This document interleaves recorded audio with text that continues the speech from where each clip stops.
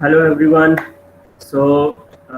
In our last lecture, we have seen our Boltzmann canonical distribution law, and before that, we were continuing with several definitions, postulates, and several related laws of statistical physics.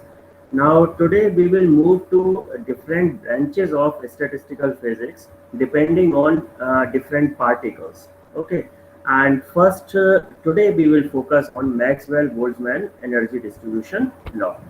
So, the objective is to understand the Maxwell energy distribution law. After attending this lecture, you will get knowledge about three different kinds of particles which are considered to define different branches of statistical physics. Okay, and secondly, you will get familiarized with the Maxwell-Boltzmann statistics that is applicable to the gases. This is the classical statistics, and the other two branches are quantum statistics. Okay. The third point, you will learn about the distribution law that is proposed by Maxwell. This is our final goal of today's lecture. So here is the content. Majorly, there are three topics. First one, we will introduce three different kinds of particle. Secondly, we will see Maxwell-Boltzmann statistics, which is applicable to ideal gas. And finally, we will derive the Maxwell-Boltzmann energy distribution law. Here are the list of books that you can consult for further reading. You can read these 2-3 books which are simply written and covered all the topics very nicely. So let us start with the first topic, that is three kinds of particles. So all the systems or all the assemblies in our practical life, they consist actually three different kinds of particles, and it actually classified on the basis of their identity. Either they are identical or distinguishable, or they have different spins or something. So there are several factors on the basis of which they are classified into three different categories. First one is the particles are identical but distinguishable without any spin. They don't have any spin, and the particles are distinguishable. So the example of this kind of particles or this branch is molecule of gases. These are the simplest example of this kind of particles. In quantum terms, if we talk about the wave function of particles, they do not overlap to a they do not have overlap at all, or if they overlap some extent, it is really negligible.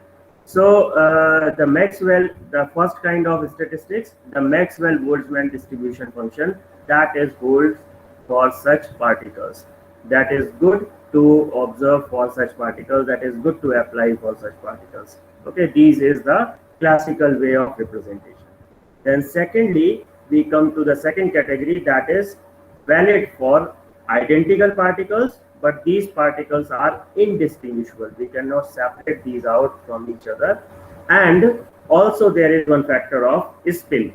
They either have zero spin or integral spin. So they cannot be distinguished from one another because their wave function overlap with each other. As we told for the first time, the wave function of particles do not overlap, or still if they overlap, their overlapping is very negligible. But here, these particles, the wave function of these particles totally overlap. And these particles were named as bosons, and they do not follow the Pauli exclusion principle. The scientist from India, Bose, and famous scientist Einstein, they have combinedly given a theory to classify this kind of particles, and that's why on the name of Bose, these particles are known as bosons. And this Bose-Einstein distribution function holds good for them. They can be applied nicely. The example of this kind of particles are the helium atom, for example, at low temperature, and the photons, they are also this kind of particles. The third category of this classification is identical particles, indistinguishable particles, but they are different from the second category on the basis of their spin. Here in the second category, the spin was 0 or integral, but here for the third kind, the spin is odd half integral, and that means this is 1 by 2, 3 by 2, or 5 by 2, or so on, right? Their wave functions also overlap with each other. These particles are known as fermions because the statistics or the laws were proposed by Dirac and Fermi, and that's why on the basis of Fermi's name, these particles were known as fermions or Fermi particles. And in contrast to the second classification, that are bosons, these particles, these fermions, follow the Pauli exclusion principle, right? And the statistics was named as the Fermi-Dirac distribution law, and this is very good to apply for these particles. The example of these particles are electrons, protons, neutrons, etc. These are good example for this category, right? Now we will see the second topic, the Maxwell-Boltzmann statistics, which is applicable to ideal gas. We know if we consider the case of ideal gas, the ideal gas consists of several molecules, right, at ordinary temperature and pressure, and these all are governed normally by the law of Maxwell-Boltzmann. This is a classical method of representation for statistics, and that's why it is known as Maxwell-Boltzmann statistics. Okay, here all the gas molecules, as we have told in our last slide, all the gas molecules are treated as distinguishable particles. They are identical, but they are distinguishable. In the classical statistics, as we have introduced in our basic definition, in our basic derivations, we have defined that we can choose the size of any phase cell as small as we want, right? It depends completely on our wish. So we have taken the size of one phase cell tends to 0. That was very, very small in comparison to, if we compare the size of the cell with the number of particles, this size is very, very small, and that means the probability of for any cell, because the cell size is very small, that can have only possibly only one particle or maybe no particle, right? So that means a cell can contain either one particle or no particle. There cannot be more than one particle in one phase cell. In this way, we can say that each particle of the system will occupy different numbered cell, and that's why we can distinguish each molecule from the other by the number of phase cell which it occupies. That's why these are considered as distinguishable particle, because we have considered the size of cell very, very small. That's why it cannot hold more than one molecule in that particular phase cell. Okay, so now we will see what is statistical equilibrium. For that, let us consider that a gas is having total n molecules at particular temperature and pressure. Let us assume that its volume, temperature, and pressure, all the three parameters kept constant. That means this is a thermodynamically isolated system of n particles, because we have seen this n molecules at constant volume, temperature, and pressure. So that means it is completely isolated from its surroundings, right? Now, if it is thermodynamically isolated, there is no change in volume, temperature, and pressure. That means its total energy also will remain same. Total internal energy U will be remained same. The energy states for the particles, let us assume this is E1, E2, E3. We are assuming that this is representing the energy of all the particles, right? These energy states can be considered as quantized states or maybe continuous state also. They can be kind of bundle of energy, or they can be continuous energy states also, right? And they are also considered due to the vibrational and rotational energy of particles. Now let us consider at any given time, at any instant or time, n1 particles are in the cell which is having energy E1, right? N2 particles in energy state E2, N3 particles in energy state E3, and so on. So the total number of particles will be n equals to n1 plus n2 plus n3 and so on, that we can write in summation form, summation I over ni, where I equals to 1, 2, 3. Similarly, we can give the energy of the system. Total energy is given by U equals to n1 E1. Since we have seen n1 particles are in energy state E1, so each of the particle is having E1 energy. That means the total energy of that particular state will be n1 into E1. Similarly, we can add on all the different energy states. So n1 E1 plus n2 E2 plus n3 E3 and so on, that also we can write in the summation form, that is summation of ni ei. Right now, this equation is giving the total energy of system in which particles are non-interacting, they are not interacting with each other. Right, so the energy of each particle will depend only on the coordinates of the particle in system. That will not depend on the interaction or any other kind of things. It will only depend on the coordinates of the particles in the system. Now, if we consider for an isolated system, because we have already mentioned there in our last slide that this is a kind of isolated system, pressure, volume, temperature, everything remaining constant. So for an isolated system, total energy remain constant. So for isolated system, we can write this is constant, U equals to summation of ni ei equals to constant.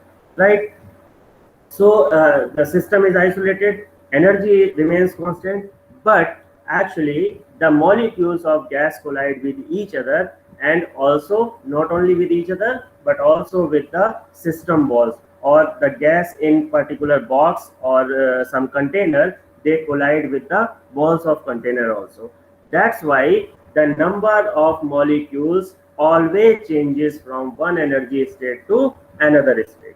Right, this was considered for system is isolated and that is not affected by the external condition. But now we are considering the internal condition of the gas molecules, and in that case, what is happening? These molecules are colliding with each other and colliding with the walls also. That means the energy of each particle or each molecule is continuously changing. That means the values of n1, n2, n3 is continuously changing because they are going to different energy state E1, E2, E3. That means n1, n2, n3 is not constant, that is continuously changing.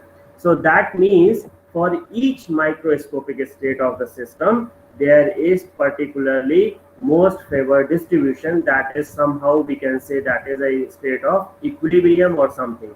Right, now when this distribution or partition is reached, that is the statistical equilibrium. That condition is known as statistical equilibrium. So for an isolated system, the values of n1, n2, n3 and so on vary only near the value corresponding to the most probable distribution, the state which has the maximum probability. Right, so that's what we have seen here. We have also mentioned this fact in our previous derivation when we were discussing about Boltzmann canonical distribution law. That time also we have mentioned that the values of this number of molecules will vary only near to the value corresponding to most probable distribution. And that's why the basic problem in statistical thermodynamics is to obtain most probable distribution law for a given composition of the system, and that's what Maxwell-Boltzmann has proposed.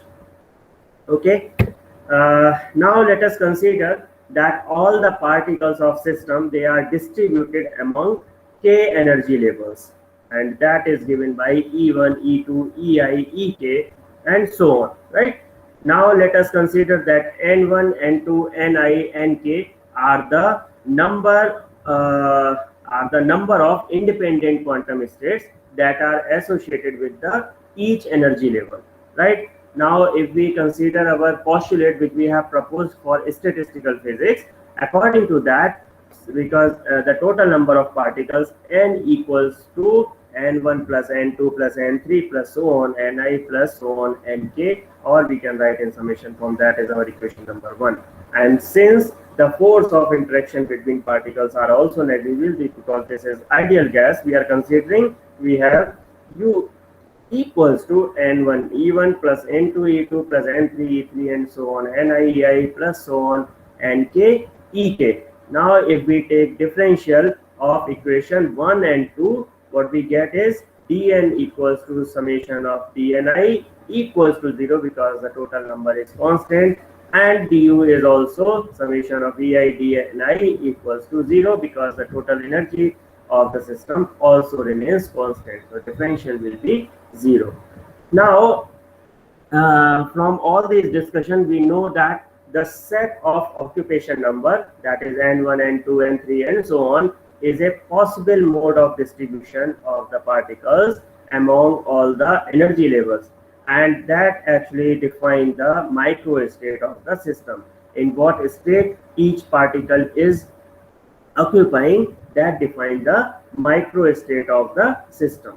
Now according to the postulate of you have seen that principle, equal a priori probabilities, we know that all the quantum states of energy of these particles in the system in equilibrium that correspond to the constant values of internal energy, volume and number of particles, they all are equally probable. That means that in the equilibrium state,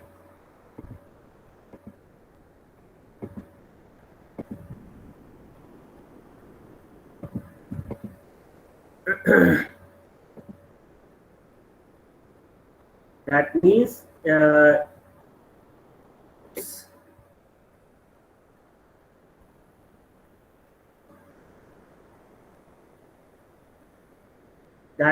in the equilibrium state, the distribution of the particles among various quantum states has the maximum probability of occurrence. We have seen the principle of maximum probability also, and that distribution can be obtained in a number in the maximum number of statistically independent ways.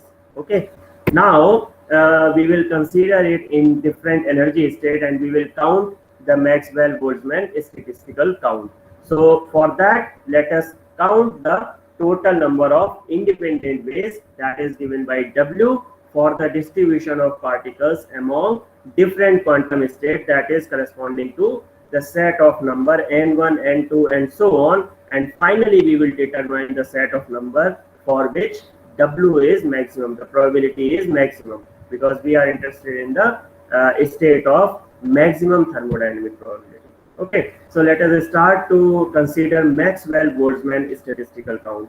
Now, out of total n particles, which we have already defined, n1 are in energy level 1, E1, or n2 is having E2, and so on, which is shown in this figure. You can see here that energy level E1, there are n1 particles, E2, that is n2 molecules, and so on. In EI energy level, it is Ni particles, and Ek and K particles and K molecules, right?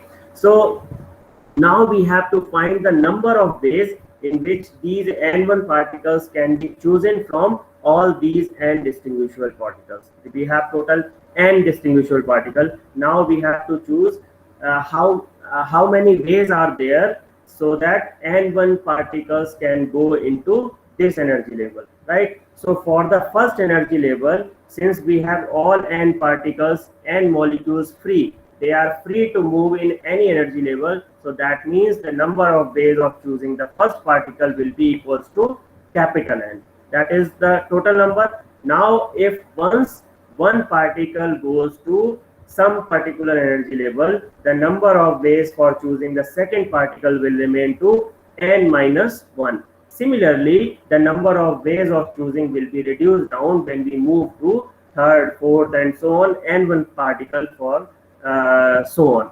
So these will be respectively N minus 2, N minus 3, and so on. That will be equals to finally N minus N1 plus 1. Okay, these are the number of ways. So total number of ways of choosing N1 particles from N distinguishable particle will be given by the product of all these. So that will be equals to N into N minus 1, N minus 2, N minus 3, so on, N minus N1 plus 1. Now we are multiplying the numerator, denominator both by factorial N minus N1, and it will become something like this. Now the upper side we can write factorial n divide by factorial n minus n1. But there is one problem, because this number also include the factorial n1 arrangements for the n1 particles that among themselves also. So this is because any sequence of the particle in first energy level gives the same distribution of n1 particles in that energy level. That's why the number of independent, or we can call the meaningful, when we have studied the perturbation and combination, permutation and combination, that time we have seen that the meaningful ways and not meaningful ways. So that's why we are considering the same concept here. The number of independent or meaningful ways of choosing n1 particle for the first energy level will be given by x1 equals to factorial n divided by factorial n1 into factorial n minus n1, and that is we have already defined for the combination, that can be written as n c n1. And similarly for the second state E2, there will be only capital N minus n1 particles remaining. So the n2 particles are in the state E2. The number of independent ways for choosing n2 particles for the second energy level will be given by, in the same way, just we will replace this factorial n by n minus n1, and here we will replace n minus n1 minus n2, and this one will be replaced by n2, because we are talking now about n2 particles. So x2 will be equals to factorial n minus n1 divided by factorial n2 into factorial n minus n1 minus n2, and that will be equals to, similar to this, n minus n1 c n2. That will be the total number of independent ways. Now similarly we can do the same thing for other particles. There will be independent ways for choosing n3, n4 and so on for the third, fourth, fifth and ith and kth energy levels. That will be given in this way. For example, x3 will be given by n minus n1 minus n2 factorial divided by factorial n3, and then factorial n minus n1 minus n2 n minus n3, and that we can write n minus n1 minus n2 c n3 and so on. Similar to this, we can write it for the kth energy level.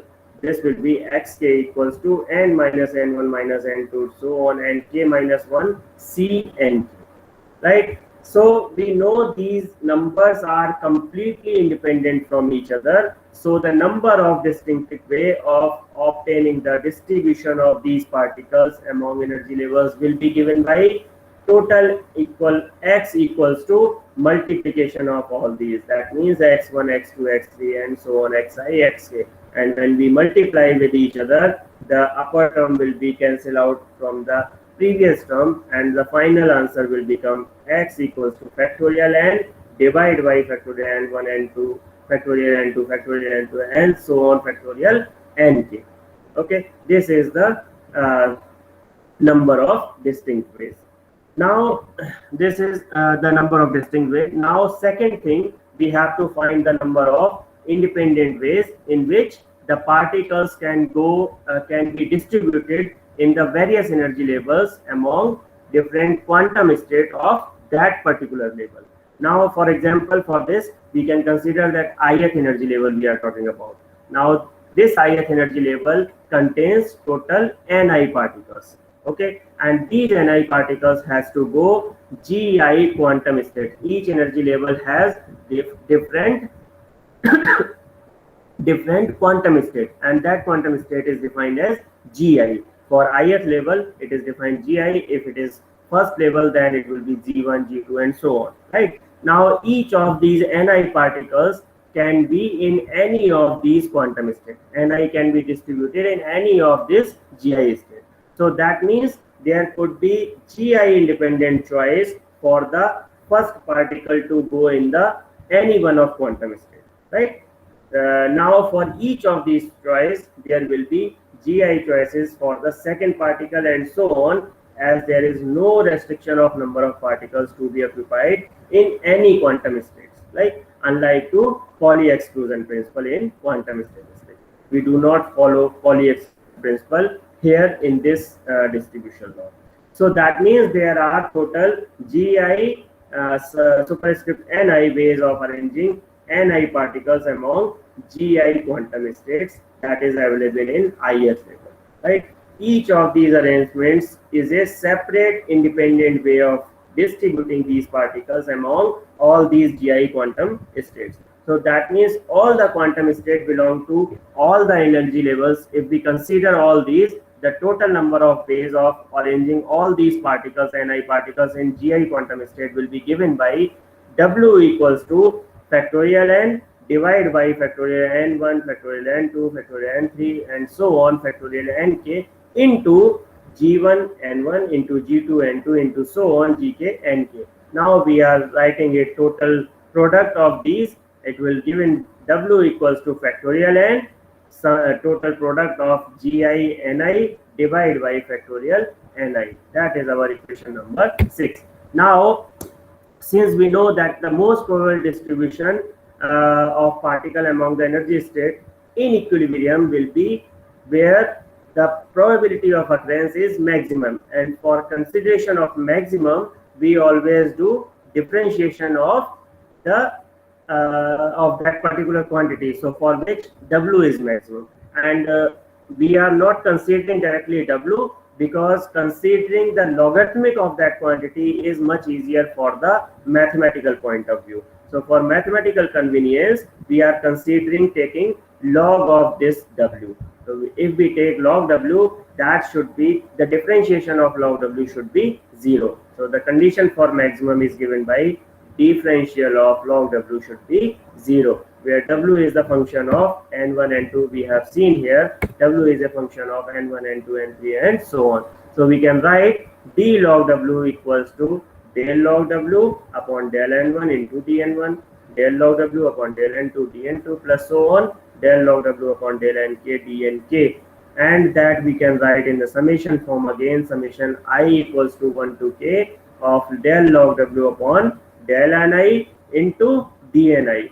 Right now, if we consider this equation here, we get summation of del log W upon del Ni dni equals to 0. Now if we do the solution of this equation, that is subject to the condition laid down by equation 3 and 4, that was the total number of particles and total energy is constant. So these conditions are now introducing in equation 8 by using Lagrange undetermined multipliers. We are introducing some multipliers. These are the these are denoted by alpha and beta. These are the multipliers which are actually independent of number of molecules, NIs. So now we will multiply equation 3 and 4. We have already seen there. We will multiply equation 3 by alpha and equation 4 by minus beta, and adding them to equation 8, then we will get summation of this del log W upon del Ni minus alpha minus beta I into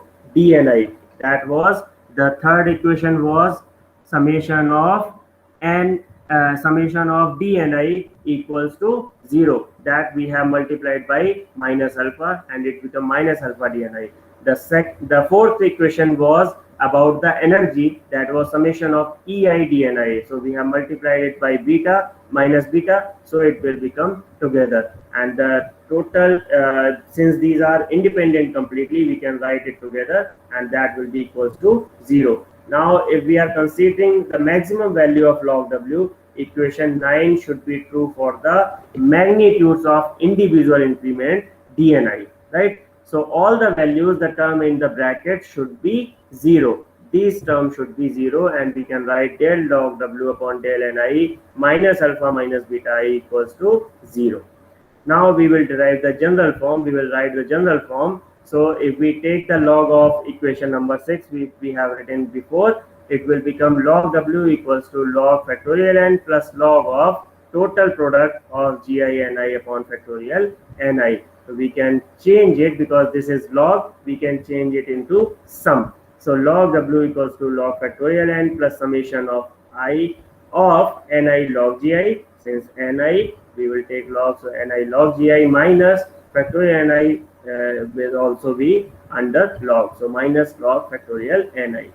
Now we already know for any gas the number of particles is very large.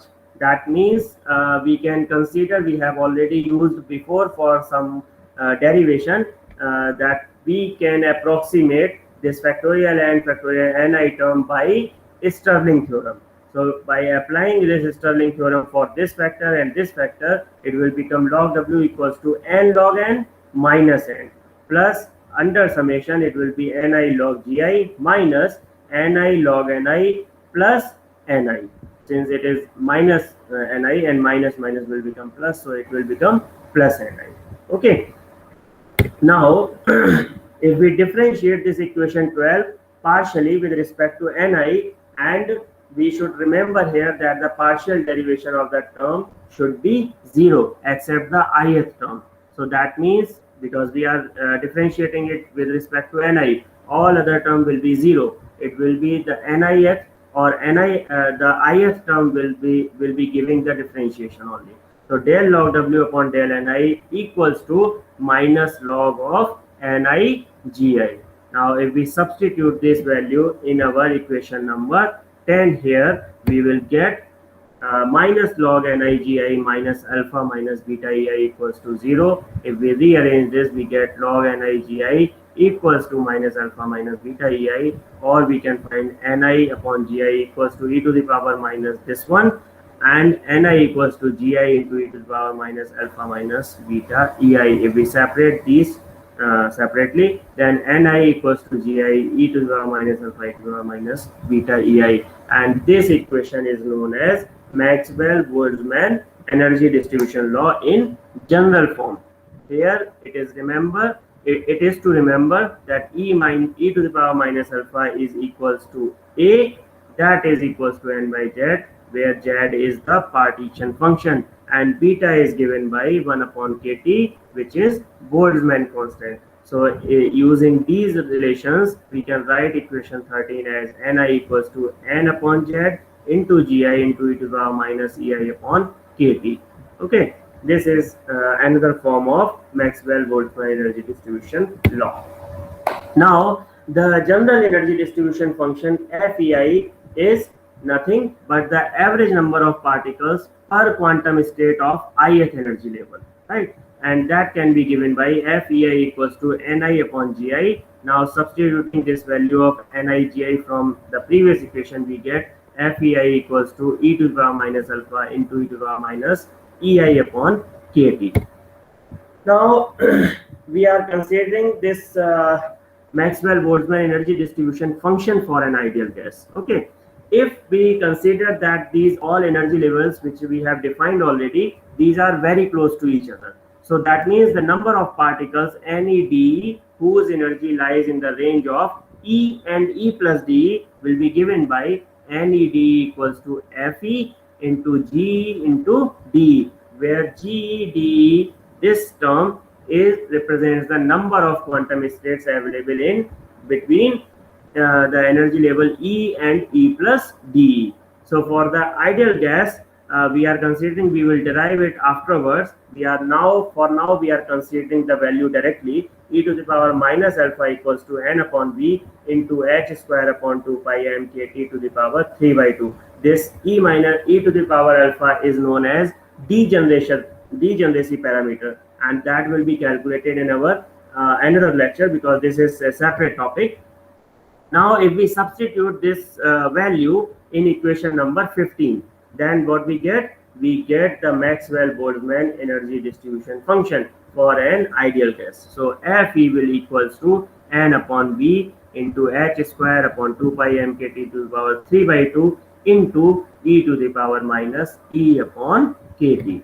Right now we know for an ideal gas that has consisting the free particles with no spin. There is no spin associated with the molecules of ideal gas. So that means GED is given by, this is the direct formula which we can use, GED equals to 2 pi v into 2m upon h square to the power 3 by 2 into e to the power half DE. That is our equation number 18. Now if we put the value of this in equation number 16 previously, that we get the NED equals to n upon v h square upon 2 pi m kt to the power 3 by 2 into e to the power minus e upon kt. Putting the value of g d here, it will be 2 pi b 2m upon h square to the power 3 by 2 e to the power half d.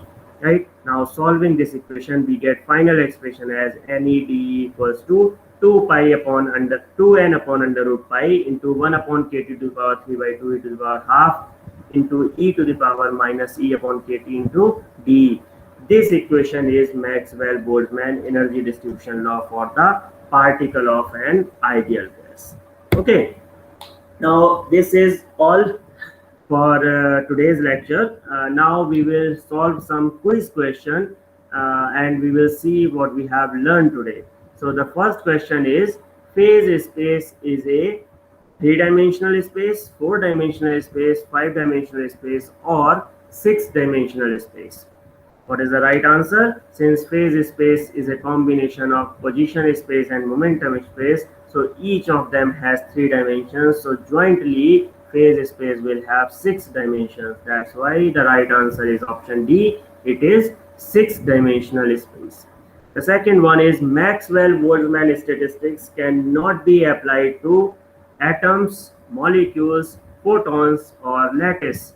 So Maxwell-Boltzmann statistics can be applied to the distinguishable particles, right? The first condition. And out of all these options, atoms, molecules, lattice, they are completely distinguishable, right? We have considered just now when we were deriving Maxwell-Boltzmann distribution law that all the molecules of gas can be distinguishable, right? They can be identified, they can be distinguished on the basis of the cell number where they are located that time, right? So that means photons is the only one which does not follow Maxwell-Boltzmann statistics. That means option C is the right answer for this question. The third one is the ratio of RMS velocity to most probable velocity is given by under root 3 raised to under root 2, or option B is under root 2 raised to under root 3. The third option is 3 to 2, and the last option is 2 to 3. So the right answer for this question is option A, root 3 to the root 2. Okay, the average is given by option A. The next question is the average kinetic energy associated with each degree of freedom is given by kT, 2 kT, or kT by 2, or kT by 4. What is the right answer? The right answer for this, we already know that option C, kT by 2, is the average kinetic energy with the each degree of freedom. Okay, the next question is asking the study of the flow of heat or any other form of energy into or out of a system undergoing physical or chemical change is known as thermochemistry, thermokinetics, thermodynamics, or thermochemical studies. Of course, the right answer is option C, thermodynamics. We are studying this. Okay. The next question is the Boltzmann entropy equation is given by ds equals to dq upon t, s equals to kl and w, delta s equals to 0, and s equals to fw. The Boltzmann entropy relation is a famous relation that relates entropy with the probability, and the answer B is right answer, s equals to k log w, or kl and w we can say. The next question is the particles that are obeying Maxwell-Boltzmann statistics are termed as Maxwellons, bosons, fermions, or positrons. Yeah, the question itself is saying the answer. The option A is the right answer, that is known as Maxwellons, because bosons are the particles which follow Bose-Einstein statistics. Fermions are the particles which follows Fermi-Dirac statistics, and positron also following the Fermi-Dirac statistics. Now the next question is the density of molecules is maximum at which speed? Is it Vrms? Is it Vp? Is it V mean? Or is it V inst? Instant?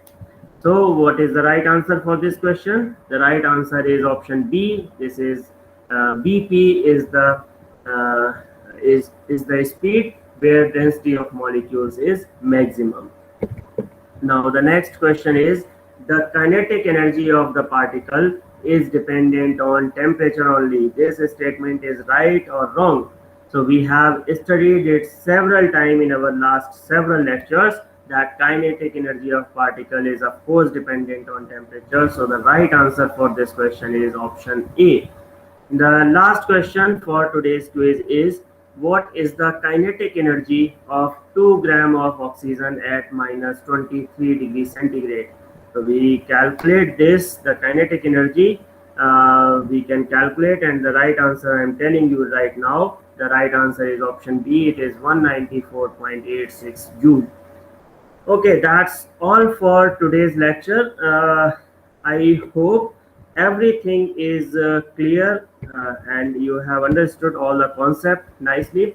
If anything is unclear to you, you can write your question in the comment box below, and you can personally send an email to me. I will be happy to answer all your queries, all your questions. Okay. And for the other topics related to this statistical physics are also given on our YouTube channel, that is School of Applied Science of Suresh Gyan Bihar University. Okay, you can consult all of them. Thank you so much for your attention. Thank you for listening.